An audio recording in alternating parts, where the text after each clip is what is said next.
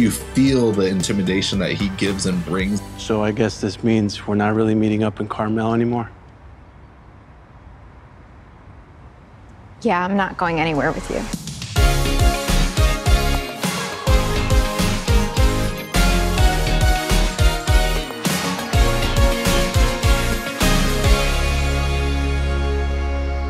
Drive-by movies, you're watching Fresh releases. My name's Blaise.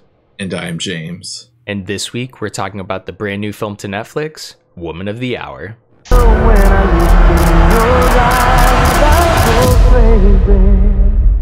What's the question? Which one of you will hurt me?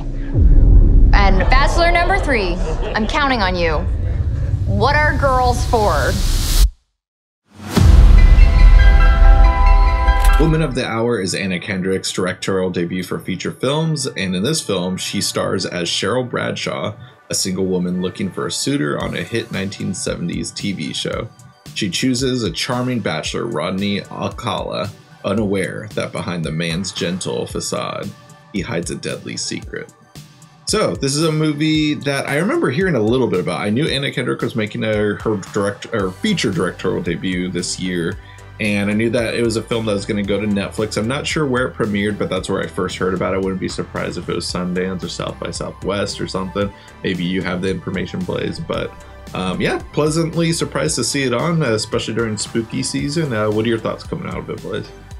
Yeah, I felt like this was a really impressive directorial debut. It's been a minute since I've seen her kind of appear in things. I know she's done a couple films lately, but I think I've missed them all, so I've kind of felt like she's been out of my limelight at least. And it was, you know, pleasant to see her in front of the camera, but I think what really stood out here was her directing. I thought it was really well done, and this feels like kind of that evolution for, you know, all the fans of true crime to take them into like these kind of feature. It reminded me of something like Zodiac almost, where it was just a little bit more of a serious kind of portrayal of this guy Rodney Alcala.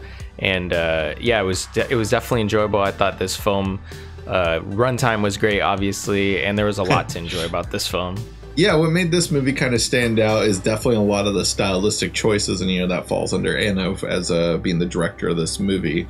You know, this movie easily could have been told from a narrative perspective of just going from point A to point B, going in a natural timeline and just like having things order in their order of appearance, basically. But no, this movie has a very clever script, and Anna does a great job of, like, you know, making things feel different with each scene lingering on the right moments at the right time in the movie and making those right cuts in the editing room. You know, like, and everyone's fantastic within this movie and like has something to really like play with. This movie easily could have gone into the territory of like kind of being like The Girl on the Train, which was an interesting story, but I thought just that movie felt cheap and just like dull in terms of pacing. And, you know, I think that's why that movie didn't get great reviews, despite it being based off a national phenomenon book. Versus this movie based on a true story. I knew about a serial killer being on a dating TV show, but I didn't know the full story and context of it. And seeing it play out here really makes for a suspenseful movie, because this movie didn't have to go in that territory, but it really is effective and does have that real world Zodiac kill sequences that you're mentioning. Yeah, it definitely was unnerving when it does get to those moments that are obviously outside of the dating game, you know, segment.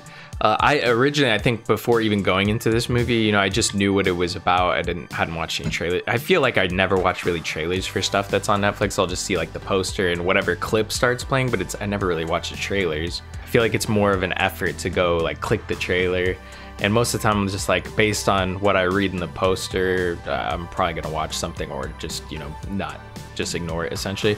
But yeah, I would say like I thought that this film was entirely gonna be, you know, take place on the dating game. I didn't know that there was gonna be these other kind of segments, and this was gonna be really more of a profile of this serial killer as opposed to it just being about the appearance and creepiness of a serial killer on the dating game show.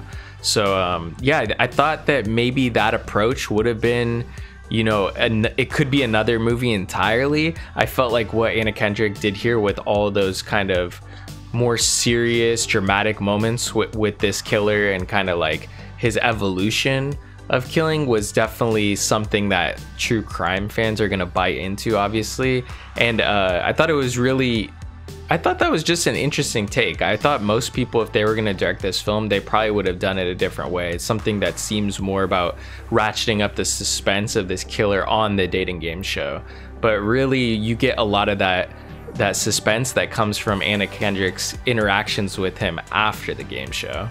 And that was actually really effective. Wanted to clap and give my applause to Daniel Zavato, an actor that we've seen in maybe not a lot of movies, but is very memorable in the roles and is very different in all three of the roles that I've seen him in. So whether or not our audience knows, It Follows, he stars as, I think the guy's name was Zeke or something in that movie, or Neil. Could be wrong, but he just plays a guy that's dating Micah Monroe and gives her it in the It Follows movie.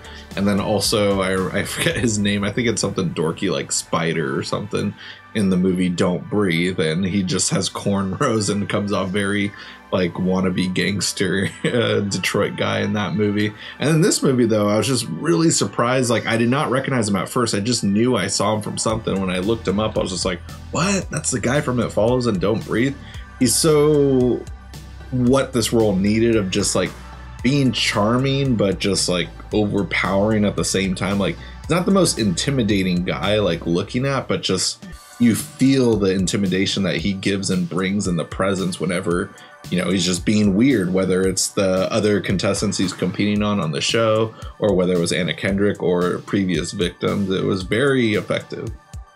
Yeah, I would say I really think that he did a great job in this role. He made it like seem fairly normal at times, and then just really unnervingly creepy at times. He had like just a disgustingly creepy smile, which really set me on edge. I'm like, oh, dude, when he smiled, it was just disgusting. I don't know if that's his real smile or not. I kind of feel like it's not, but if it is, he was really putting it on there. So yeah, I thought that he really elevated that kind of role, especially, we have so many portrayals of serial killers in film, and to see somebody give it this kind of edge where it's just kind of unnerving and creepy at times, and then even at times in the dating game, it's like awkwardly charming. He does win that date with Anna Kendrick. So like, I thought that this was just overall like a really interesting film. It was cool that Anna Kendrick, stepped into, one of the lead roles in this film as well as directing it.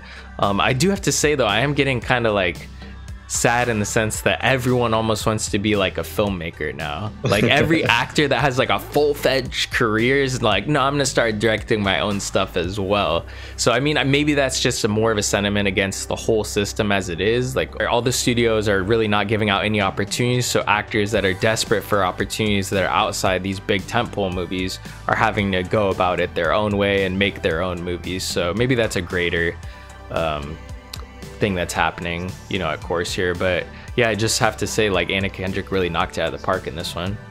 Yeah, I mean, all I can say on that is just like, I just hope, as long as we're getting more mid-range budget movies like this, because there's been so many of these style movies coming out this year that are really like feeling like 2024 is one of the better years for films in a long time. I miss these mid-range budget movies, and if as long as we're getting more of these, whether they're being directed by new upcoming indie filmmakers or people who won short film contests or Sundance, or if it's actors that might not be getting projects anymore and need to turn into directing, like if it's stuff like this, I'm all for that at least.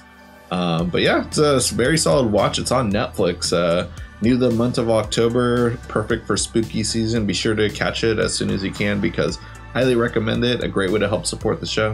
Just watch it along. Leave a comment down below telling us what you thought about the movie. And definitely make sure to smash that like button, hit the subscribe button, and click that notification bell to get all of our latest updates. And speaking of updates, be sure to catch all our social media links down below for Instagram, Twitter, TikTok, as well as me and Blaise's personal Letterboxd accounts. That'll conclude this week's episode. Tune in next week for a brand new video.